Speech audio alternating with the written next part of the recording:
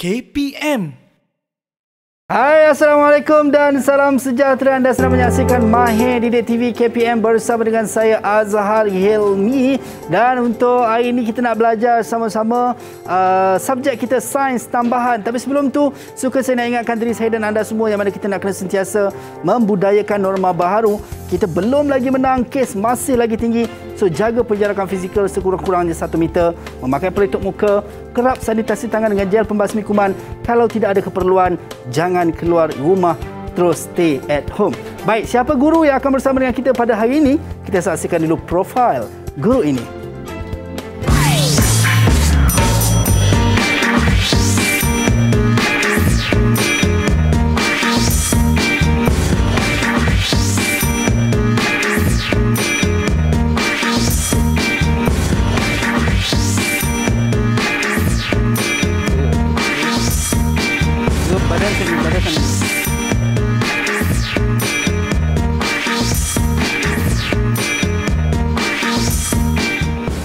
Baik, itu dia kita bersama dengan Cikgu Rosnizam bin Muhammad, Guru Cemerlang Sains Tambahan Sekolah Menengah Kebangsaan Tunku Bariah, Kuala Terengganu. Assalamualaikum, Cikgu. Waalaikumsalam. Apa khabar, Cikgu? Sihat, Cikgu? Alhamdulillah. Alhamdulillah. Itu dia, sama juga, Cikgu. Orang Ganu rupanya, Cikgu.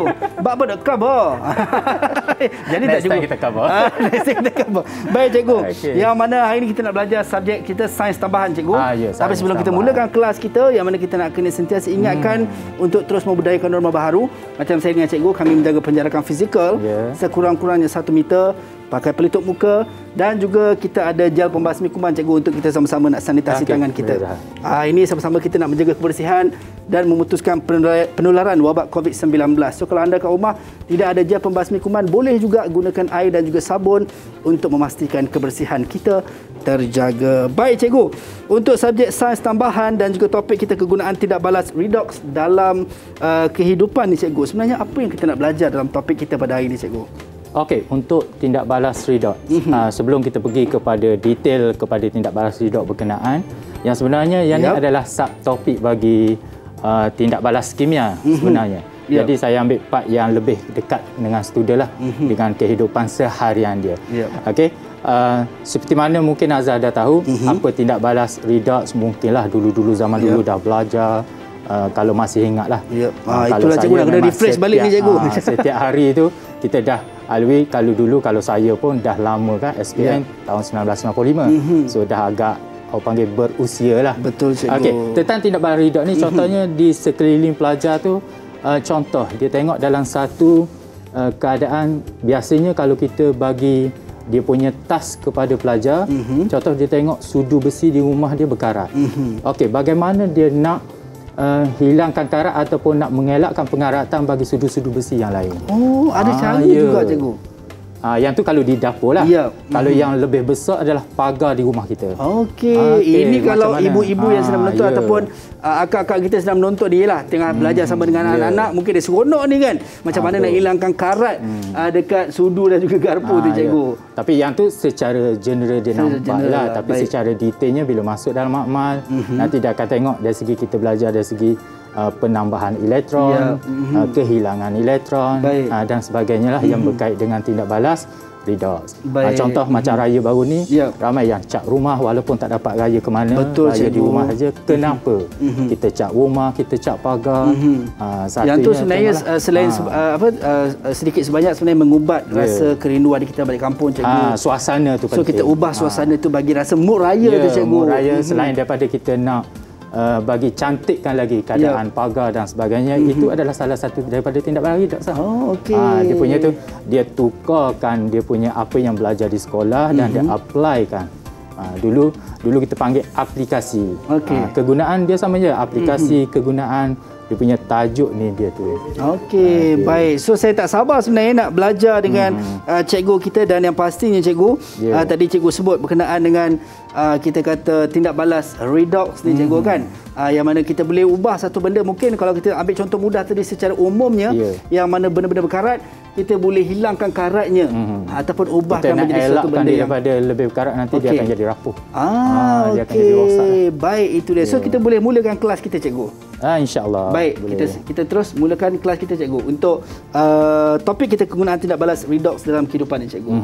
Okey, selain daripada itu, kalau Azhar tengok atas meja ni, banyak alat radas yang telah di itu kan. Okey, sebelum kita pergi kepada detail kepada alat radas berkenaan, di sini saya ada satu dia punya jadual berkala unsur. Baik. Okey, jadual berkala unsur ni, yang ni adalah simple lah orang panggil. Dia punya kalau sebelum apa-apa nak belajar, maka student dia kena tahu dulu. Yang ni ada basic dia. Form 1 dah belajar yang ni, and then bila masuk form 5 nanti ada beberapa certain dia punya apa ni, logam ataupun bukan logam yang digunakan untuk tindak balas redox ni, dan susun atur dia apa sajalah. So para pelajar perlu ingat, cikgu, perlu ingat dan juga perlu kuasai apa nama kita panggil jadual. Dia tak perlu hafal pun dia punya tindak balas redox, dia tak perlu hafal pun jadual berkala ni kedudukannya di mana, cuma yang dia tahu dia punya, tapi dia perlu faham function dia, fungsi dia kena faham satu-satu dari segi dia punya kedudukan dia. Baik. Adakah dia boleh lepaskan elektron atau terima elektron, yang tu menjurus kepada tindak balas redox kita hari ni lah. Okey, baik. So kena fahamkan, tak perlu hafal. Tapi kadang-kadang kimia, bila sebut saja kimia, pelajar dia takut. Betul, cikgu. Saya pun takut juga, cikgu. Sebabnya tengok, okey, bermain dengan bahan kimia. Betul. Kadang-kadang takutnya bermain dengan api. Kadang-kadang biasanya kita kalau nak paling simpelnya masak Maggi. Betul. Masak Maggi, panggil Maggi celup. Tahu Maggi celup macam mana? Tahu, cikgu. Maggi celup, ambil air panas, celup je Maggi. Terus celup je. Tetapi kalau nak lebih sedap, nanti kan kita cerita bahagian masakan pula nanti. Maksudnya, kalau nak lebih sedap kan kita guna api. Guna api, didihkan dulu air. Begitu juga bila kita masuk makmal, bila dia tengok alat radas tu lain sikit, ada rasa takut. Padahal benda tu simple je. Betul. Apa saja berada di rumah, kita lakukan di makmal, benda yang simple. Benda yang sama juga. Benda yang sama. Itu dia. Baik, sebenarnya saya tak sabar. Langkah keselamatan je lah. Langkah keselamatan mungkin sedikit berbeza yang perlu kita ambil perhatian. Baik, cikgu. Saya tak sabar, cikgu, nak mulakan kita punya, mungkin kita akan ada aktiviti sekejap lagi sebab kita tengok dekat depan kita ni ada macam-macam. Tapi kita nak berhenti rehat seketika, kita bagi peluang kepada anda semua yang sedang menonton di rumah untuk take 5 kejap, minum air kejap. Kita jumpa kejap lagi dalam Mahir Didik TV KPM. Didik TV KPM. Didik TV KPM.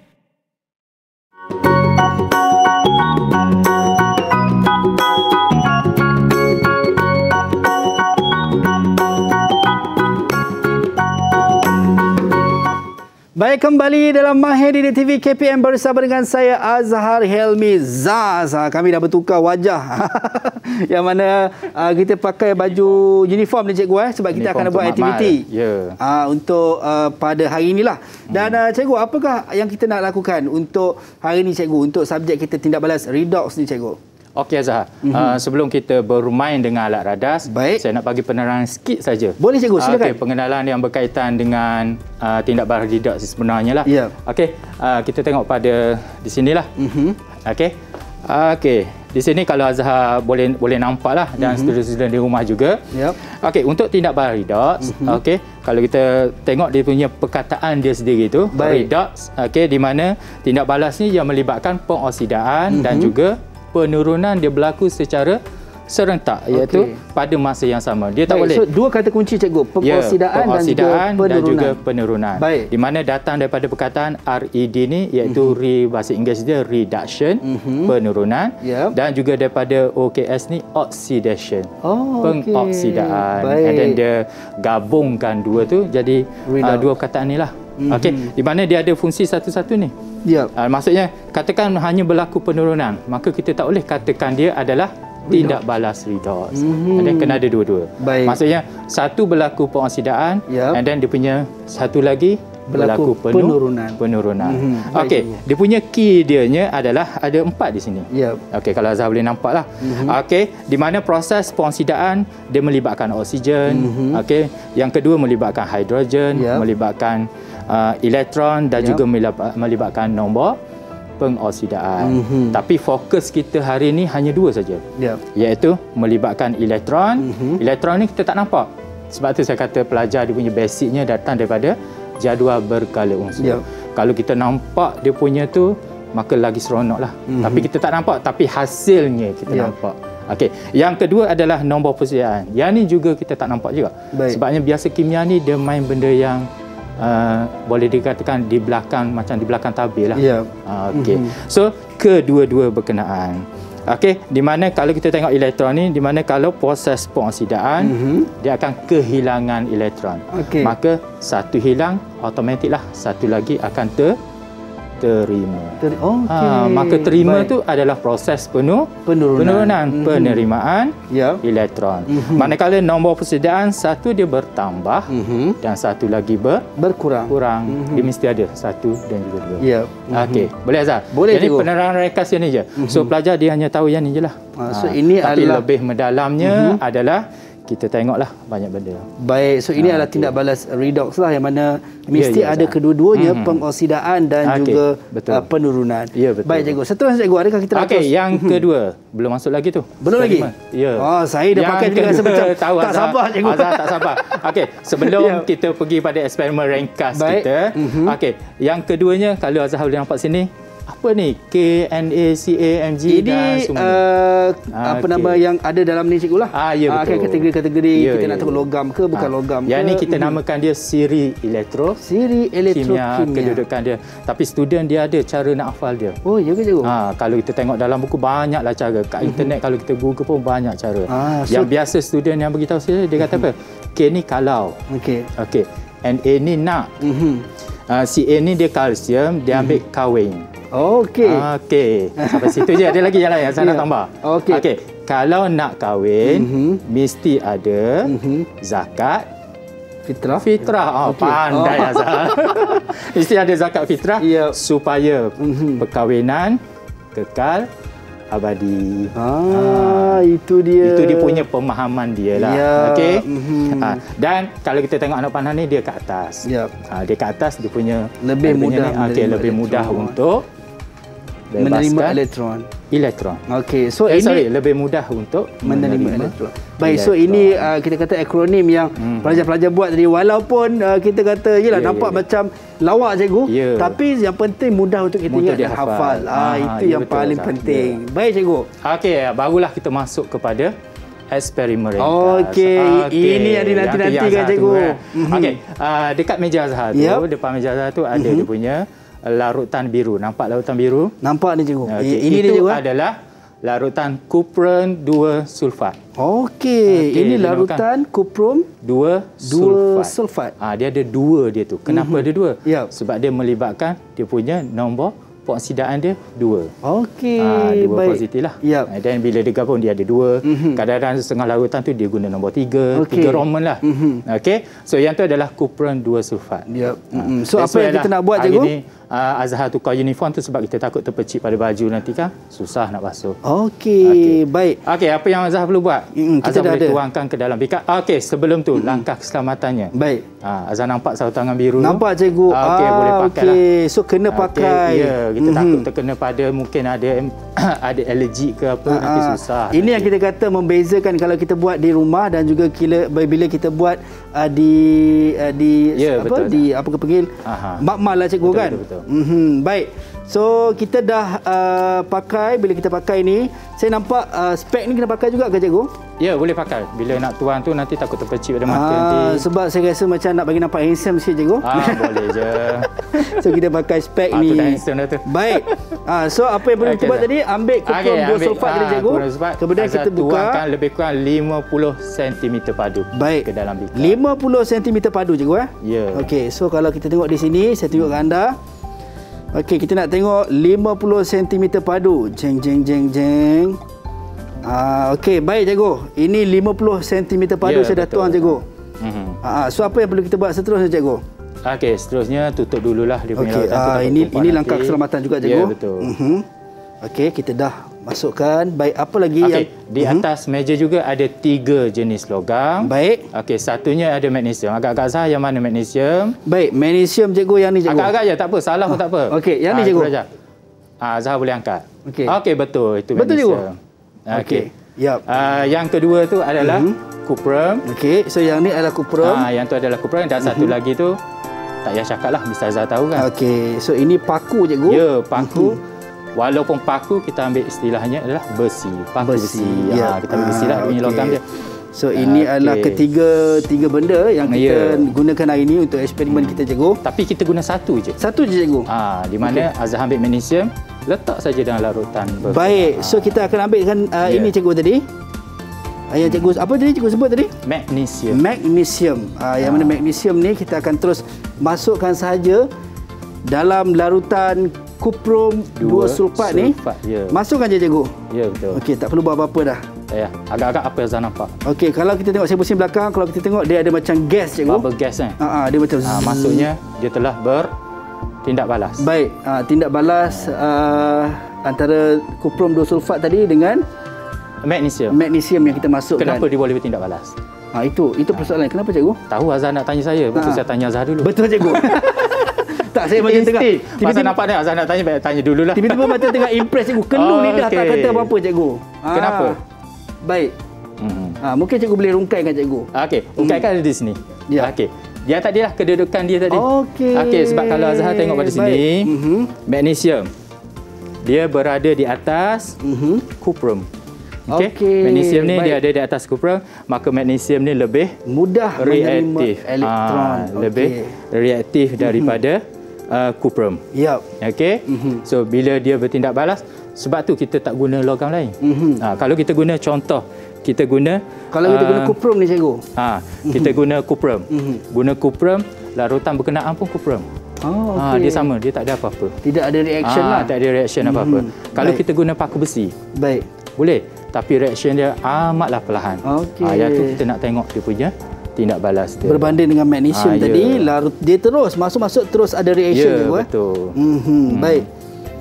Okey, dia punya tu tindak balas berkenaan kita biarkan di situ, nanti kita tengok di akhir siaran nanti apa yang akan berlaku lah. Sebab nanti kita nak tengok dia punya wujud ke tidak logam di bawahnya. Kalau ada lah.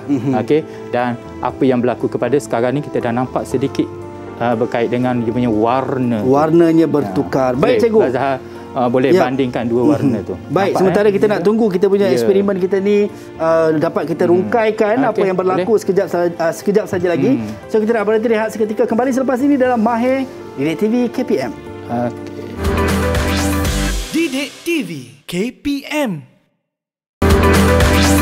Didik TV KPM.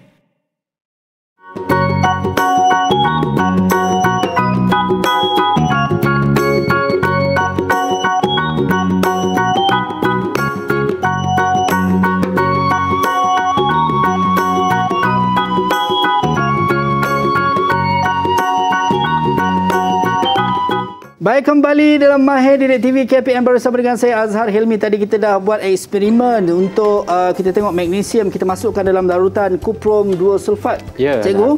Dan kalau kita tengok ini hasilnya, cikgu.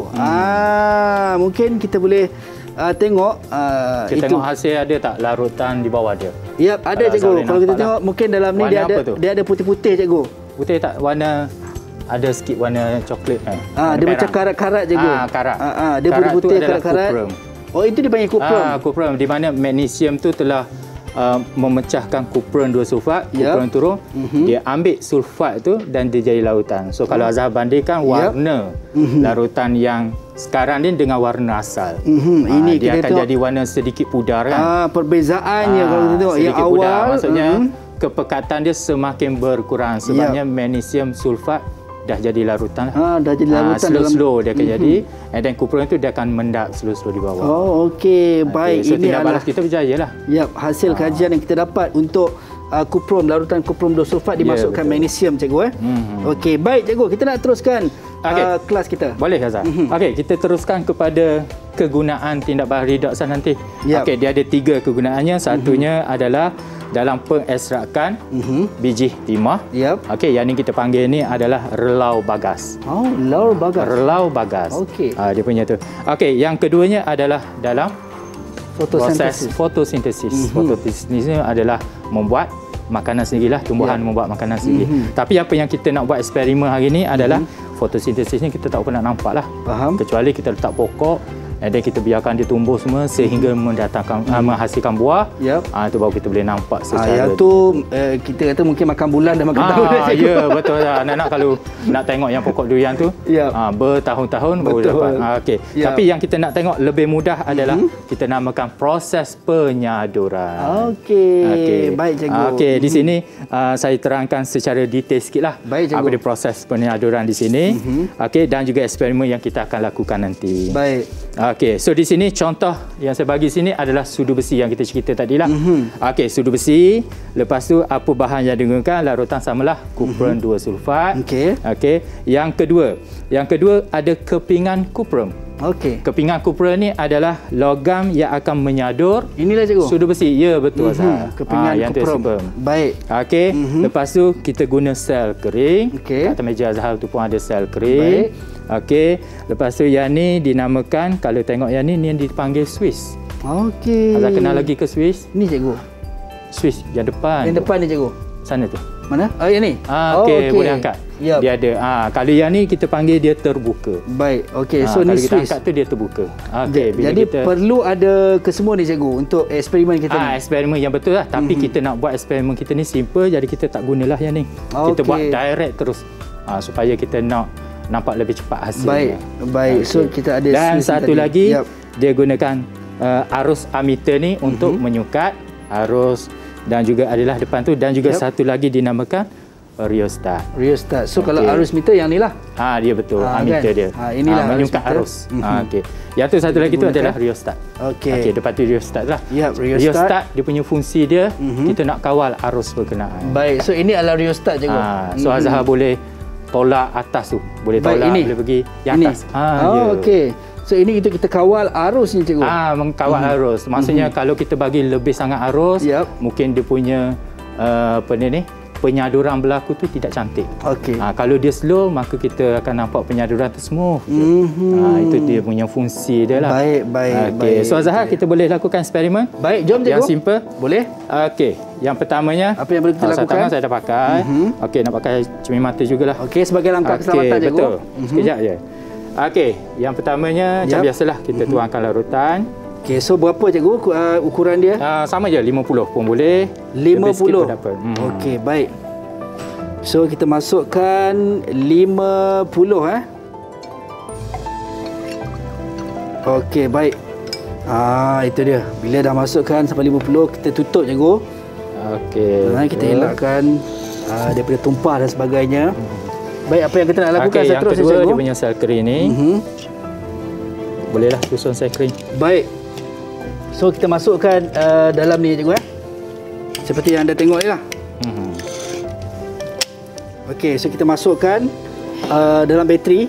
Dalam bateri pula, bateri dalam ni dalam sarang dia. Dalam sarangnya sama sarang macam ni juga. Okey, baik. So seterusnya cikgu, kita akan ambil kabel ni cikgu. Apa kegunaan kabel ni cikgu? Wayar penyambung lah ni. Kita nak sambungkan dia punya dengan bateri dengan dia punya logam. Baik, so ini adalah kita nak kena buka dulu. Okey. Baik. So okey. Cikgu buat warna merah di sebelah kanan. Tak apa, kalau Azhar tak nak ikut saya pun tak apa. Baik. Tak apa cikgu, saya ikut susul cikgu. Baik. Bila kita dah masukkan cikgu. Okey dah. Okey, ni logam kuprum. Okey, saya letak pada warna merah. Okey. Apa kata kalau Azhar letak warna hitam? Okey, saya letak warna hitam. Sebab biasanya kalau student saya ni, sekarang ni student saya ni adalah Azhar seorang je. Okey. Kadang-kadang student tak naklah ikut try, tak nak ikut cikgu, kita buat yang lain lah. Baik. Okey, yang kedua, dengan saya ada paku besi, tapi dengan Azhar tu ada paku besi atau duit shilling. Okey, so kalau cikgu guna paku besi, saya guna duit shilling cikgu. Boleh je, tak ada masalah. Boleh cikgu Kita nak tengok bagaimanakah tindak balasnya. Okey, so di sini kita dah ada dia punya bateri. Okey, yang ni kita sambungkan pada dua logam yang berbeza. Baik. Okey, iaitu di mana paku ni kita nak sadur dengan kuprum. Ataupun apa sahaja logam yang kita nak sadur dengan kuprum. Kita letak sulah dan dengan kuprum. Baik. Okey, selain kuprum kita boleh gunalah yang lain. Okey. Baik cikgu. Okey, so apa yang kita nak buat lepas ni? Itulah persoalannya cikgu. apakah tindakan seterusnya, cikgu? Saja je tengok macam ni je. Okey, tindakan cukup mudah. Sebab kita tak sambung dalam larutan, kita tak sambung pada dia tak apa, tak ada masalah. Baik. Sebab kita just nak tengok dia punya perubahan saja. Baik. Just celup saja. Baik, kita celup saja dan tengok tindak balas. Untuk kedua-duanya, kalau kita tengok ada apa-apa berlaku tak? Kalau dekat saya, cikgu, kuprumnya tidak ada tindak balas. Manakala duit shilling pun tidak ada tindak balas, cikgu. Okey, kalau Azhar boleh tengok yang saya punya ni. Ya. Saya nampak cikgu punya kedua-duanya ada tindak balas, cikgu. Ya, tindak balas dua-dua. Yang mana paku pun ada tindak balas dan kuprum juga bertindak balas di dalam larutan kuprum sulfat. Baik, cikgu. Sampai tu saya nak alihkan sekejap, cikgu, meter ni. Okey, saya boleh nampak, cikgu, tindak balas untuk duit shilling, cikgu. Dia tidak ada tindak balas macam gas tu, tapi dia berubah warna. Okey, kalau Azhar tengok saya punya ni. Baik. Okey. Apa berlaku kepada paku? Warnanya berubah, cikgu. Warnanya sama seperti apa? Warnanya sama seperti kuprum. Kuprum. Itulah dia panggil logam penyadurnya. Okey, maksudnya disadurkan kuprum tadi kepada logam macam paku dan juga duit shilling ni lah, cikgu. Tapi kalau nak tengok, cuba Azhar tukar dia punya terminal. Tukar terminal je. So kalau tukar terminal, dia akan tindak balas yang berbeza, cikgu. Okey, jom kita tengok apa yang berlaku kalau kita tukar apa bagi cikgu? Terminal. So kita masukkan dan juga negatif. Baik. So kita masukkan dan saya nampak, cikgu, celup je sampai dalam tak apa. Okey. Celup sampai habis. Baik. So nampaknya, cikgu, kuprum ni seperti macam sama juga. Tak ada apa-apa berlaku. Tidak ada apa-apa tindak balas. Cuba angkat duit shilling. Yep. Bila kita angkat duit shilling, nampaknya warna kuprum ni macam... Ataupun Azhar boleh tukar duit shilling lain ke? Okey, boleh. Mungkin sebab duit shilling tadi kita dah lekat kita dah kuprum kena. Tadi, cikgu. So kita nak tengok apakah hasilnya. Kita biarkan dalam tu. Kalau cikgu punya masih lagi ada tindak balas, cikgu, antara paku dan juga kuprum yang dimasukkan dalam larutan kuprum 2 sulfat tadi. Baik, so kita nak tengok apa yang berlaku. Nampak seperti tidak ada apa-apa tindak balas, cikgu. Kenapa, cikgu? Apa perbezaannya, cikgu, kalau kita... Sebab terminal dia berbeza. Kalau kita silap pasang terminal, maka tak ada hasil dia lah. Okey, so yang ni kita boleh nampak lah hasilnya. Okey. Dia sekejap je ni. Okey, baik. So, kita nampak lah. Tapi disebabkan kita tak guna rheostat, maka dia punya penyaduran dia tidak sempurna lah. Baik. Okey. So maksudnya kalau kata yang betul tadi macam saya buat awal-awal tadilah, cikgu. Kan maksudnya kita masukkan ke kuprum belah sini dan juga kita masuk duit shilling baru. Okey, baik. Kita cuba lihat hasilnya apakah yang akan berlaku kepada duit shilling ni, cikgu. Betul, cikgu, Tak touch. Oh, okey, sorry. Patutlah. Rupanya tercabut. Itulah patut tidak ada berlaku. Patut tak ada tindak balas, cikgu. Itulah kenakalan pelajarnya di sekolah. Okey, baik. So kita tengok, cikgu. Ada tindak balas tak, cikgu? Tak ada. Nampaknya macam sama juga, cikgu. Tidak ada tindak balas. Dia kurang sikit lah tu. Okey. Mungkin disebabkan kuprumnya, cikgu. Betul tak? Dia punya larutan dia. Ataupun duit shilling tu mungkin tak sesuai lah. Kita kena guna paku lah. Baik, cikgu. Mungkin cikgu boleh kongsikan juga sebenarnya apa kesalahan-kesalahan selain daripada tadilah kan kenakalan student dalam nak menghasil kesalahan dia kadang-kadang student ni dia nak uji je lah. Kalau letak terminal lain berlaku tindak balas. Kalau tersilap terminal, maksudnya terminal tak sesuai, sebabnya terminal sepatutnya terminal negatif dan juga terminal positif. Macam di sini, kita boleh tengok di sini. Okey, kalau kita tak yang panjang ni adalah positif, dia dah label atas ni. So positif ni kita letak dipanggil logam kuprum. Logam yang akan menyadur. Okey, yang ni adalah di terminal negatif ni adalah logam yang akan disadur. Okey, disadur maksudnya macam sudu besi semua itulah, cikgu. Okey. So di situ kita tengoklah yang tadi kita ada cerita berkait dengan pengurangan elektron atau kehilangan elektron dan juga penambahan elektron. So di sini Azhar boleh tengoklah daripada eksperimen kita tadi. Okey, kalau kita tengok di sini yang kita gunakan adalah kuprum tadi. Okey. So kuprum di mana dia akan kehilangan elektron sebanyak 2 lah. Okey, kehilangan elektron kita akan tengok sebelah anak panah. Okey. Okey, dia akan letak sebelah anak panah. Kalau zaman saya belajar dulu dia letak sebelah kiri, dia akan tolak 2. Tolak 2. Elektron. Maksudnya elektron lah tu. Dia akan kehilangan tu dia tolak. Tapi bila nampak macam tak cantik tolak-tolak and then dia pindah sebelah kanan jadi positif tambahlah. Okey. So dia akan jadi ion Cu2 positif. Sebabnya dia 2 tu dan kita panggil kupron 2 sulfat sebabnya menggunakan 2 positif. Di sini dah ada explanation dia di mana nombor konsidaan dia daripada kosong jadi positif 2. Maksudnya pertambahan nombor konsidaan. Okey. Dan yang kedua adalah kupron 2 positif ni datang dari mana? Kupron 2 sulfat. Bukan datang daripada atas. Yang ni datang daripada larutan tadi. Okey, baik. Okey, dia menerima elektron yang dibebaskan tadi. Okey, bila dia terima, maka di sini dinamakan proses penurunan. Okey, bila dia terima, dia akan membentuk logam kuprum. Yang itulah yang terenak pada yang ni. Paku tadi tu. Baik, cikgu. Yep. Okey. Baik, faham Azhar? Faham, cikgu. Baik. Okey.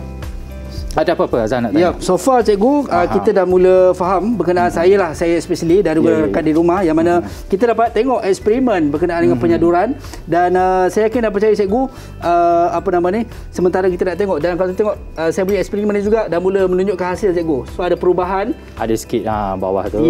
So kuprum tadi dah disadur ke duit shilling. Duit shilling. Kan hasil kita masukkan dalam larutan kuprum 2 sulfat ni cikgu. So kita nampak dia punya koko-koko ni adalah koko-koko daripada kuprum tadi disadur ke duit shilling ataupun seperti mana cikgu tadilah dalam paku yang ada. Baik. Ya, betul. Alright. So itu dia, alhamdulillah kita dah dapat tahu sedikit berkenaan dengan kita panggil untuk saiz hari ini tindak balas redox dalam kehidupan. Ya, betul. Baik, mungkin cikgu apa lagi cikgu yang mungkin para pelajar selain daripada kesilapan para pelajar lakukan dalam eksperimen ni, mungkin cikgu boleh kongsikan juga tips sebenarnya untuk nak mudah ingat para pelajar dalam nak mengingat mungkin kita kata macam formula-formula sebegini kan. Tapi selepas ni cikgu, kita nak berhenti rehat seketika. Anda semua jangan ke mana-mana, kembali selepas ini dalam Mahir Didik TV KPM. Didik TV KPM. Didik TV KPM.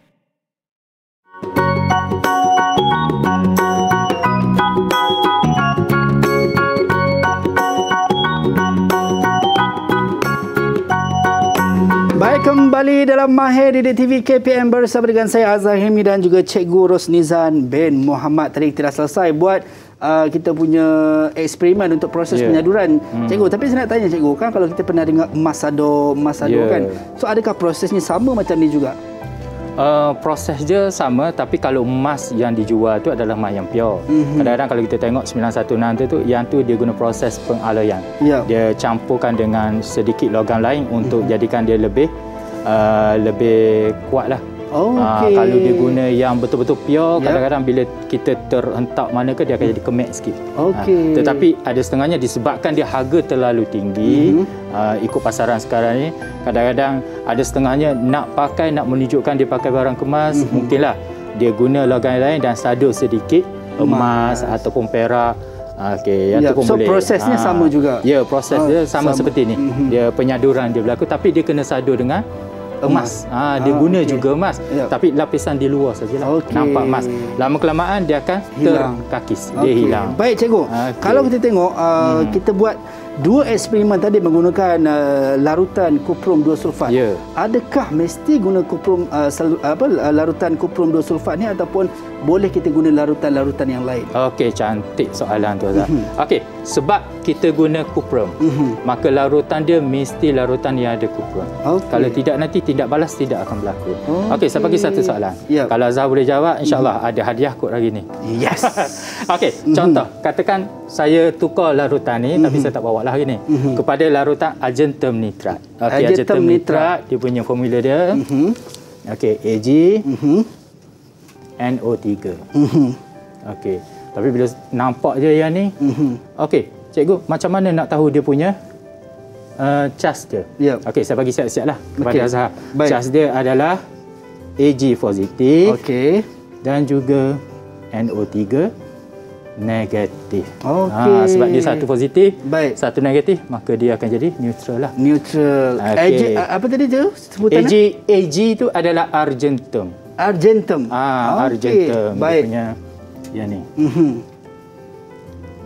Baik, cikgu. Okey, dengan argentum, maka logam yang kita gunakan pun adalah argentum. Cuma soalan saya kepada Azhar. Baik, cikgu. Okey, yang tadi kita tengok cuprum dan saya ada bagi dia punya persamaan.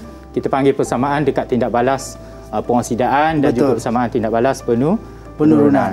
Okey, maka di situ Azhar boleh buat dua persamaan tadilah. Satu yang hilang elektron dan satu lagi yang terima elektron. Okey, saya cuba, cikgu. Kalau boleh salah, mohon cikgu salah kita betulkan saya. Baik. Okey, kalau salah saya nak hadiah juga, cikgu, boleh? Tengok keadaan salahnya kat mana. Tengok keadaan. Okey, baik. Saya cuba, cikgu. Okey, boleh. Yang pertama adalah argentum tadi. Yang mana kita buat ada cikgu kata tadi anak panah. Kalau dulu buat tolak, cikgu. Tolak, ya. Okey, so argentum cikgu dah bagi dah. Cikgu argentum plus. Saya bagi siap-siap ni. Okey, kemudian kita tambah dengan elektron negatif. Yang kedua adalah A argentum plus tambah elektron negatif anak panah argentum. Betul tak, cikgu? Okey, sebab nak cek kena guna marker merah lah. Okey. Ini debar ni duk-dak. Okey, argentum yang datang daripada dia punya kepingan dia. Kepingan dia. Kepingan yang kita gunakan, maka dia sebab dia positif, maka dia hilang satu elektron. Okey, maka yang ni betul. Yang ni betul. Baik. Dua markah di sini. Yes, alhamdulillah. Okey, yang ni datang dari mana ni? Okey, yang ini datang, cikgu, sebab kita menggunakan larutan. Ya, betul. Oh, dah terror dah Azhar ni. Okey, so larutan ni, yang ni saya bagi siap-siap. Tak apalah, sebabnya hari ni baru Azhar belajar yang ni. Betul, cikgu. So, kena bagi dulu hing-hing dia. Okey, so argentum positif. Sebab dia positif ni satu saja. Maka dia terima satu elektron dan dihasilkan logam argentum. Betul. So, total dia dapat 4 markah. Yes. So, boleh dapat hadiah lah, cikgu. Kat mana hadiahnya? Hadiah dia. Mungkin Azhar tak perasan kot. Di atas meja tu ada. Tiba-tiba ada dulu. Boleh tengoklah. Okey. Apa dia hadiahnya? Wah, suspennya. Okey, kita dapat. Hadiahnya adalah jeruk, cikgu. Ya, jeruk asam bor. Jeruk asam. Iaitu datang khas daripada Terengganu. Terengganu. Cikgu buat ke cikgu beli, cikgu? Saya buat sendiri. Wah, okey. Baik, alang-alang, cikgu. Saya nak tanya cikgu. Adakah ada kaitan ke? Ada kaitan tak dengan kita belajar sains tambahan hari ini? Kaitan tindak balas redox tu tidak ada. Tetapi dalam tajuk besarnya adalah tindak balas penghasilan elektrik daripada tindak balas kimia. So Azhar tengok dia punya cecair dia tu. Ada air yang tu kan? Ada, cikgu. Yang tu adalah jus daripada buah tadi. Buah mangga. So ini adalah tindak balas. Kalau kita letak tu and then kita check, kita boleh nampak dia punya nilai Walton dia. Sebab dia adalah berasid sedikit. Kalau asid banyak kita tak boleh makan lah. Asid sedikit insya-Allah boleh makan. Ini kita boleh kata sebagai ada juga orang kata apa related dengan apa yang kita belajar pada hari ini. Baik, kita ucap terima kasih kepada Cikgu Rosni Zambil Muhammad kerana sudi bagi saya hadiah dan juga sudi bersama kita pada hari ini. Kita dapat belajar berkenaan dengan tindak balas redox dalam kehidupan. Dan sampai berjumpa lagi. Assalamualaikum dan salam sejahtera. Bye-bye.